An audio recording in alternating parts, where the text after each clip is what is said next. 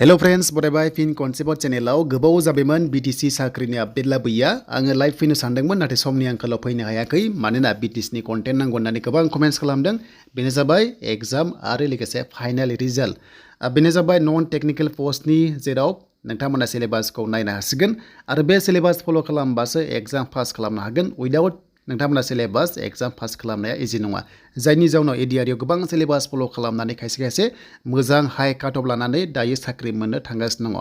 दा बेखायनो बयबो एक्टिभ थाबानो जाबाय आरो लोगोसे BTC आवबो काट अफआ हाई लेभेलाव थांनाय चान्सआ दङ मानोना गोबां हाजार एप्लाइ खालामदों 372 पस्टआव बेनो जाबाय नन टेक्निकलाव दा बेखायनो जोङो सिलेबास फल' खालामनो थाखाय माबादि सिलेबास दङ जों बेखौ नायफिनसै मानोना खायसे बावना दङगोन आरो बेनो जाबाय बेनि सेलेक्शन प्रसेसआ माबायदि जों बेखौबो नायगोन एग्जाम सोर कन्डाक्ट खालामगोन बेखौबो नोंथांमोननो लेटेस्ट आपडेटआव लाबोफादों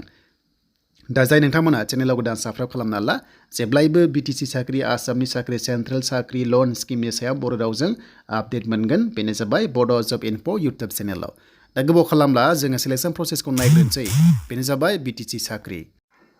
दा बेयाव गोबां कमेन्ट्स फैगोन बेनो जाबाय Gr-4 फाइनाल लिस्टआ माब्ला होगोन दा नोंथांमोननि अरेल टेस्टआ गासिबो जोबखाजोब्बाय खालि मात्र होनांसिगौ फाइनाल लिस्ट पर्टेलाव बेनो जाबाय CSB नियाव मानोना CSB आ एग्जाम एबा इन्टारभिउ लादोंमोन Gr-4 हिसाबै नाथाय दासिम होथ'वाखै जानो हागौ बिथांमोना होसिगोन थाबैनो होसिगोन जेब्ला होयो चेनेलाव मोननाय जागोन दा जोङो अफिसियेल नटिफिकेसन नायनोसै बेनो जाबाय नन टेक्निकल पस्टनि 372 पस्ट दंमोन जेराव मेल फिमेल गासैबो एप्लाइ खालामदोंमोन जेरै HS पास बेनिफ्राय डिग्री पासफोरा दा बिनि एग्जामा माब्ला जागोन दा बेनिल' गोबां कमेन्ट्स फैदों आरो लोगोसे मोनसे बाथ्रा दासिम ससियेल मिडियायाव रावबो बेनि बाथ्रा बुंनाय जायाखै प्लास मिडियाफ्राबो सोंनो रोङाखै गोबां सोंनांगौ दङ एग्जामनि बागै बा साख्रिनि बागै स' आसा खालामो नोंथांमोना सोंगोन नेक्स्टआव दा बे आनजादा कम्बाइन एग्जाम जागोन सिंगल पेपारावनो माने एडमिट गांसेयावनो गोबांथार पस्ट थागोन जेराव नोंथाङा एप्लाइ खालामनाय हिसाबाव बियो जागोन आरो दा बेखायनो काट अफआ 100 मार्क्सनि गेजेराव हमना ला 80 एबा 85 प्लास थांनाय चान्सआ दङ जेराव नेगेटिभ मार्किंबो थानाय नङा बे एग्जामाव दानि कारेन्ट आपडेटखौ नायोबा काट अफआ गोजौ थांगासिनो दं मानोना मोजां फरायगासिनो दङ स' नोंथांमोना जायफ्रा दासिमबो मोजां फरायाखै मोजां फरायखादो दा बे एग्जामखौ कन्डाक्ट खालामगोन बड'लेण्ड इउनिभार्सिटिया थांनाय बारखौ नायोबा BUआ खालामदों बिसिनि पेपार दाननाया ओरैबायदि दानदों इन्टारनेशनेल जिके मेक्सिमाम दाननायखौ नुदों बेखायनो नोंथांमोना फल' खालामनांगोन नेशनेल इन्टारनेशनेल जिकेखौबो नेक्स्ट एग्जामनि थाखाय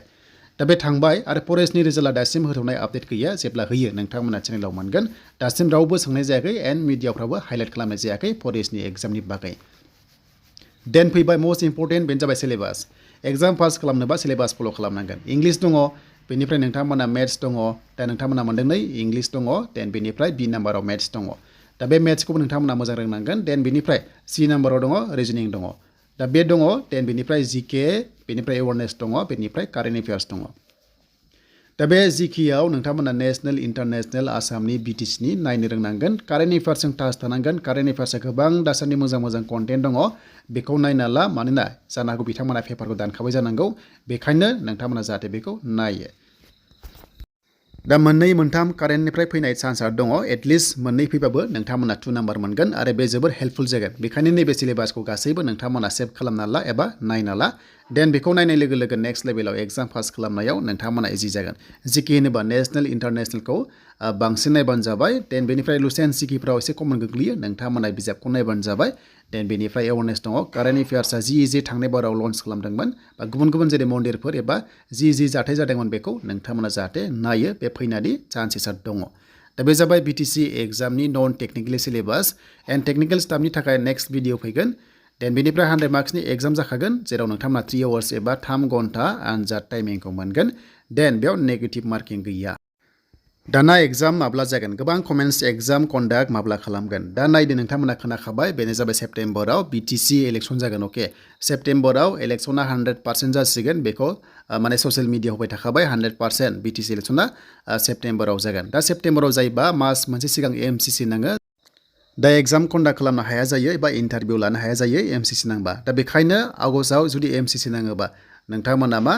बेनो जाबाय इन्टारभिउ जाया बेखायनो बिनि सिगां इन्टारभिउ एबा एग्जामा जागोन आरो इलेक्सननि सिगां बिथांमोना साख्रिखौ होखानांगोन मानोना गोबां बाथ्रा दङ दा बेखायनो एप्रिलनि फार्स्ट सप्तायाव नोंथांमोना एग्जाम जानाया 99% चान्सआ दङ फार्स्ट सप्ता एप्रिलाव देन बेनिफ्राय मे जुन जुलाइ बे मोनथामाव स्किल टेस्ट एबा भाइभा टेस्ट जायखिजाया एग्जाम कन्डाक्ट खालामनाया बे दान मोनब्रैयाव एप्रिल मे जुन जुलाइयाव चान्सआ दंखायो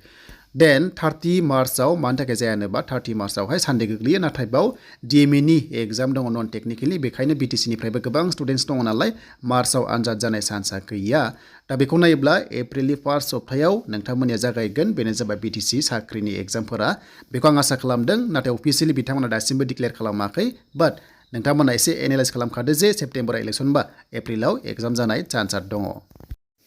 स' दानिया जोबथारनायाव नोंथांमोननि ग्रेड 4 फाइनाल रिजाल्टआ दासिमबो होथ'वाखै आरो जेब्ला होयो नोंथांमोना चेनेलाव मोनखागोन प्लास CSB पर्टेलाव नोंथांमोना नायबाय था देन डिग्री पासफोरा मोनगोन ना मोना बिदि अफिसियेल गाइडलाइन्स गैखायामोन बिनि थाखायनो बयबो एप्लाइ खालामदोंमोन क्लास 8 एबा 10 पास लेभेलाव ग्रेड 4आव दा बेनो नोंथांमोननि थाखाय दिनैनि थाखाय लेटेस्ट आपडेट